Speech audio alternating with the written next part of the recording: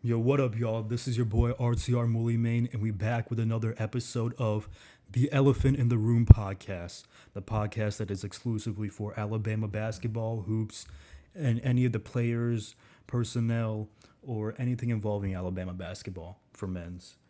So this episode today is actually a scripted episode. I typed it out word for word, basically, just to see how it will differ from the other two episodes that I've put up on the channel.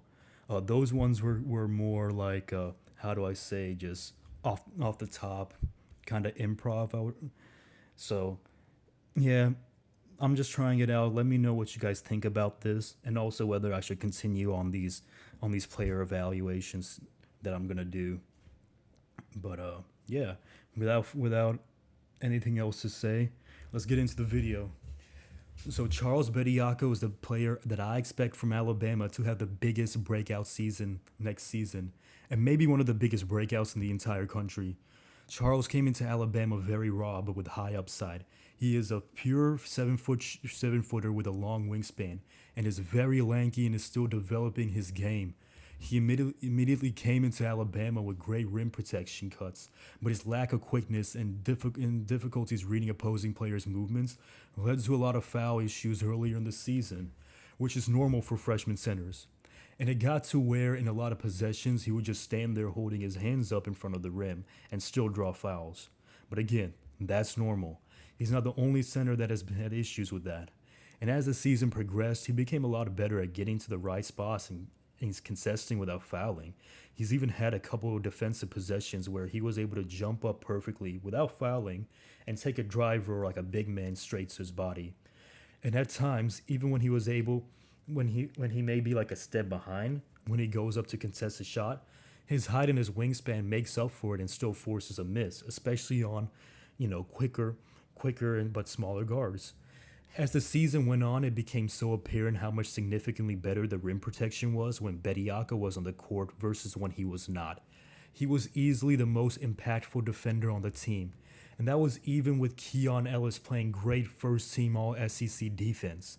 He still has a tendency to get in foul trouble at times, but you take that given the upside Bama gets on defense. As for his offensive ability, that is still very much a work in progress.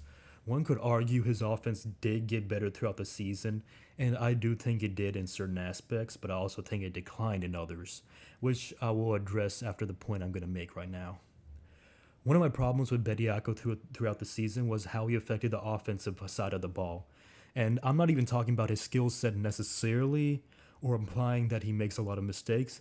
I'm just saying that with Nate Oates' system, a big man that can shoot the ball pretty much anywhere outside of 5 feet from the basket really hurts the team spacing. And this has been experimented a lot in college and pro hoops. Many different teams have done this, but having five shooters on the floor opens up driving lanes and it makes it a lot easier for the teams to score, even if it involves substituting out a good offensive non-shooting big. The problem with that is obviously you will sacrifice rim protection, which is why you need the proper personnel in order to do this. And there were times in the season where even though Charles was the best rim protector, the team would look better with Gurley on the court even when he was struggling from three, given his quickness and ability to keep up with faster bigs better. However, near the end of the season, Charles's rim protection developed and became so impactful that the team was clearly better when he was on the court, despite all his offensive limits. Even though he wouldn't really leave the paint, I've seen him pick up drivers coming off of the perimeter while he was in the high post and come down and force them to miss around the rim. His length proved to be a nightmare for opposing bigs and guards. And there were plenty of plays where Charles would come up and grab the ball at the 3 point line or sort of do like, I guess, kind of like a pick and pop action, but he doesn't really shoot it. They're just doing that just to get Charles at the 3 point line at the top of the key, and then he would get the ball. And that will also let other players start to get going offensively. And the thing is that his defender would usually sag off of him standing behind the free throw line and would just bring help to anyone that is cutting to the basket. And when Charles has the ball in his hands, especially at the top, specifically on the perimeter, he can't do anything with the ball. Sometimes it feels as if he's hesitant to pass, and then a guard will have to come and take it from him. Not to mention, he would mainly stand there because he is not really fast enough to be running around the 3 point line. And usually it would be other players running towards him to get a screen in hopes to get an open three. So, like maybe like a handoff action, for example. And that eventually became easy to defend. And I mention all of this because I think he's got potential to be a great passer. That's the reason why I mention all of this. Because he's displayed the potential through the pick and roll. He has the ability to receive the ball off the pick and quickly dish it out to open shooters. And he can also place the ball very precisely where the shooter won't have to adjust his stance much to receive the ball and then have a quick release. A lot of these playmaking cuts all came also from receiving the ball mainly at the free throw line, high post area, and where he was dishing out the ball. So he would basically have a lot of room to have the option to run towards the basket and maybe go for a layup or dunk, or he would just dish it out to a shooter or a potential cutter. Unfortunately, a lot of these cuts mainly came in like the first third of the season and became scattered out quickly. Having Bediako, Betty would either blitz, so teams would either blitz Bediako. Oh man, sorry, I had another typo. Teams would either blitz the ball handler off the screen, which is, and because our three main guards were so small, they would have trouble sometimes getting the ball to Charles in the dunker spot. I also felt like Charles did struggle running the pick and roll at times. It felt like he would turn and runs toward the goal at the same exact speed every time in certain games. And Charles had struggled with speed for most of the season, but there were a few moments where Charles would already be under the basket before the ball handlers would even start driving, which is kind of weird to me personally. And I saw this especially on pick and rolls out of the high post, not out of the top of the key. I mention this because he seems slow a lot of times, and there were moments when he seems faster than normal. I think he still struggles with lateral quickness and his footwork a lot, but he also has a long stride and can get aggressive running on the floor. I'm curious because Oates did say before the season that Charles was a big guy that can run up the floor. So I'm curious and would want to hear your guys' opinions about his athleticism because I don't know what to make of it. I do want to see Bediako make out of high pick and rolls, short rolls, and off the 3 point line. He doesn't have to be like a Jokic or like a bad Adebayo level playmaker and have like these guard like abilities and able to dribble the ball around the perimeter. But I want to see him play make out of the post from the perimeter still.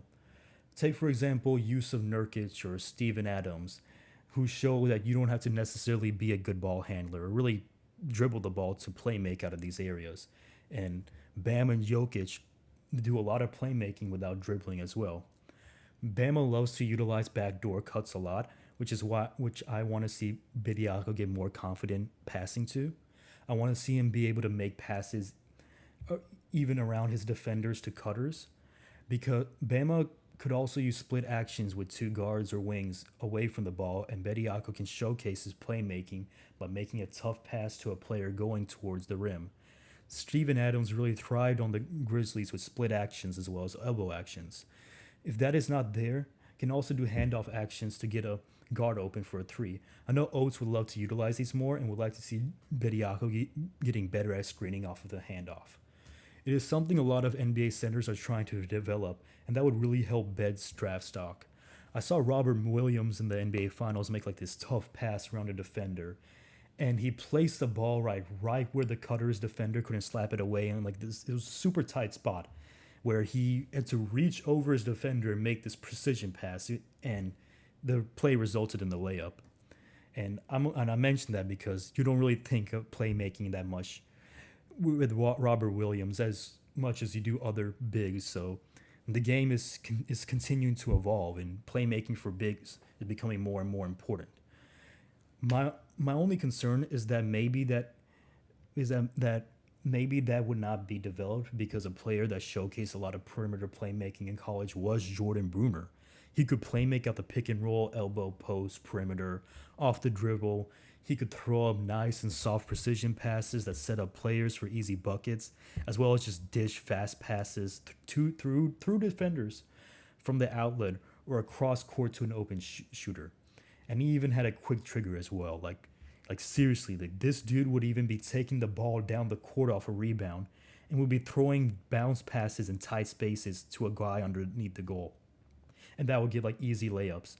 Like, and I'm really mentioning this because Jordan Bruner was a very talented passer at Yale, but he did not display that as much in college. And and hopefully I remember, but I will post a link of the videos that I saw on YouTube. So if you want to go check out some of those cuts, the link will be in the description. Also, I really don't know why this playmaking went down at Alabama though, but that's besides the point. I feel like Bediako would be better off developing his playmaking off the pick and roll and elbow actions first, given everything I've said about him on the perimeter. But yeah, playmaking big men really opened the court for scoring, even if they can't shoot. So hopefully we can see him given more opportunities for him going forward from there. Lastly, I do want to see him getting better on the offensive end. He did get better getting to the dunker spot throughout the season, but not on a consistent basis. He also flashed a bit of post moves, and it's not that I want to see him becoming a post player, but the occasional post play will help keep defenses off guard.